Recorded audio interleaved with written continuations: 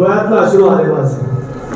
Sir मुलं माझ्या समोर, ते सर आहे ना, ते पण रडत होते, ते मागे बसले ना. माझ्या समोर स्टुडंट म्हणजे मी 2 मुलाचा सख्खा बाप आहे एवढे दिवस वाटत होतं.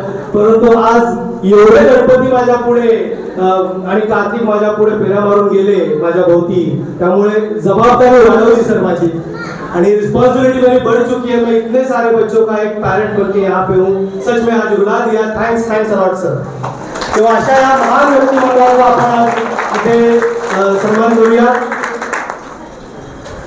सन्मान करण्यासाठी मी बोलवतोय पुन्हा एकदा सुरवल साहेबांना आणि पाहुणे मंडळी सगळ्यांनी आपण इथे यायचं आहे व्यासपीठावरती. हे सगळे माझे शिल्लेदार आहेत, यांच्याशिवाय किल्ला घडू शकत नाही.